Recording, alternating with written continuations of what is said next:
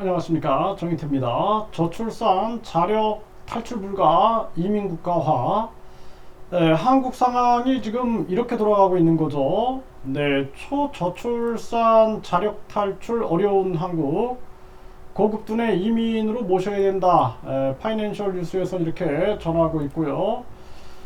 어린이집 1만 곳이 문 닫았다라는 것입니다. 초저출산 여파에 줄폐업이 일어나고 있다라는 것입니다. 최근 3년 동안 매년 2,000개 이상의 어린이집이 줄어들고 있고요. 읍면동 단위 어린이집 미설치 지역 증가 추세다. 그러니까 이 읍면동에는 어린이집이 거의 없어져 버리는 거죠. 그렇기 때문에 이 지방 소멸이 더 가속화될 수밖에 없는 그러한 상황으로 가고 있고요. 외국인 가사도우미를 검토한다. 저출산 해소 여부. 이 물음표. 저출산 해소에 무슨 외국인 가사도우미가 저출산 문제가 해결이 되겠습니까?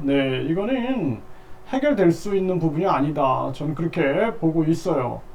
그런데 이 외국인 가사도우미에 대한 최저임금 제도는 폐지해야 된다. 저는 그렇게 보고 있습니다. 그 부분은 제가 영상을 통해서도 여러 번 말씀을 드렸는데 계속해서 또 영상을 만들어 올려드리겠습니다.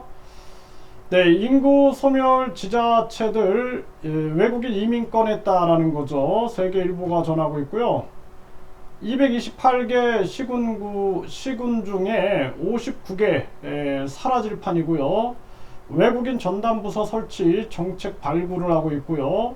소멸위기 지자체들은 외국인 유치 경쟁을 하고 있다는 것입니다.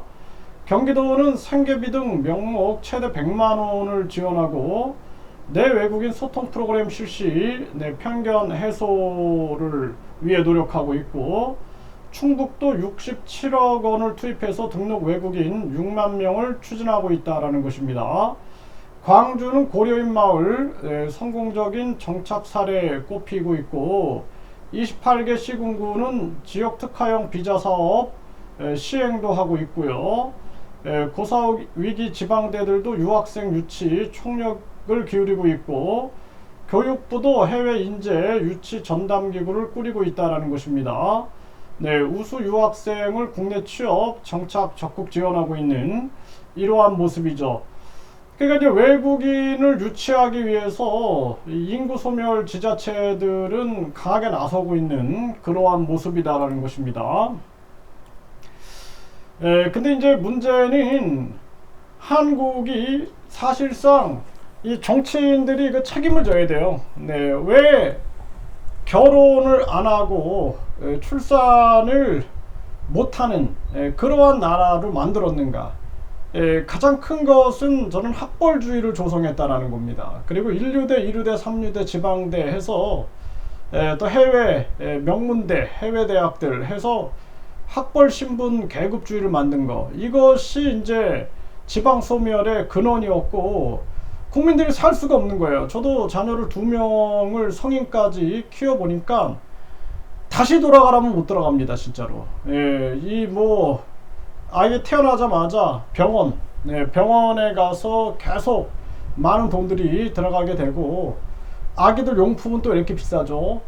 그리고 맞벌이를 해야 되기 때문에, 그렇기 때문에 아기들이 조금만 크면은 놀이방부터 맡기는 거예요. 놀이방, 어린이집, 또 유치원, 초등학교 하면은 또 이제 사교육이 시작됩니다. 사교육 해가지고 또 중학교, 고등학교 완전 입시지옥, 이런 입시지옥들, 또 대학 가서도 결국에는 유아기 때부터 이 성인이 되면서까지 뭔가 인성교육이라든지 또는 심오한 자신에 대한 탐구, 이런 게 아니라 오직 그냥 1류대, 2류대, 3류대, 지방대에 맞춰진 시스템, 이 잘못된 교육제도, 이 속에서 많은 부모들이 사교육비 지출과 더불어서 불행한 거예요. 아이도 불행하고 부모도 불행하고 다 빨리고 있는 거죠. 뒤에서는 이 빨아먹는 세력들이 존재하고 있는 거죠.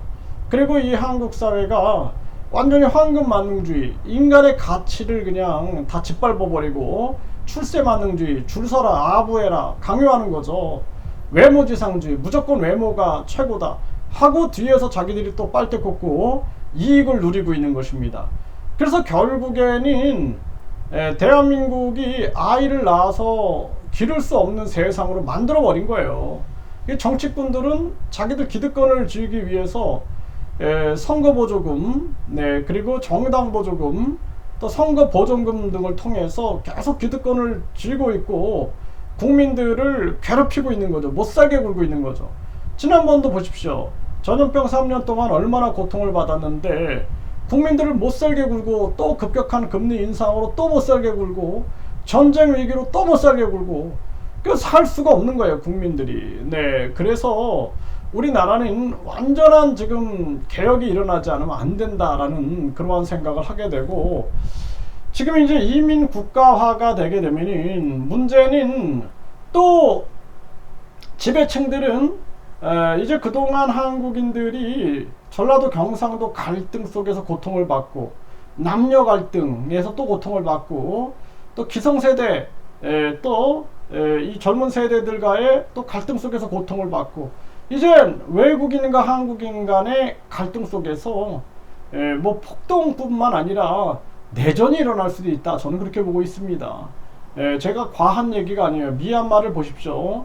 이 급격한 다민족화, 여기서 사회 통합이 되지 않으면 내전이 일어납니다. 그래서 한국이 앞으로의 미래가 굉장히 어둡다.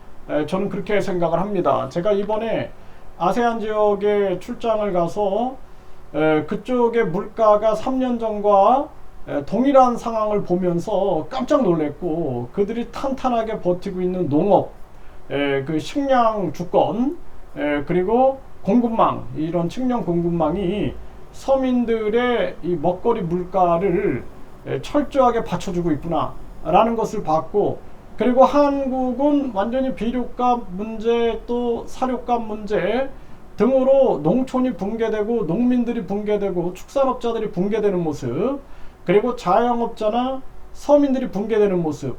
그런데 이 아세안 국가들 보면은 그들이 이 자영업자들이나 서민들이 지켜지고 있는 거예요. 이런 걸 보면서 이 한국을 지배하는 권력자들이 과연 한국인들인가? 저들이 진짜 한국인들인가? 저는 의문이 들 때가 많습니다. 지금 저출산 자력 탈출이 불가하다 해가지고 이민 국가화 시키는데 저 지배층들이 진짜 한국인들이 맞을까? 저는 그런 의문을 갖게 됩니다.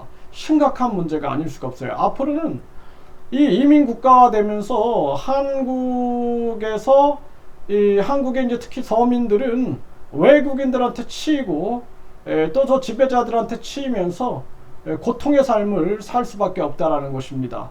심각한 문제가 아닐 수가 없습니다. 이거 우리 국민들이 더 늦기 전에 빨리 외국인 투표권을 폐지시키고, 그리고 최저임금 제도를 폐지하고 국민 권익금 제도를 실시해서 대한민국을 개혁하고 혁명하지 않으면 안 된다. 저는 그렇게 생각을 합니다.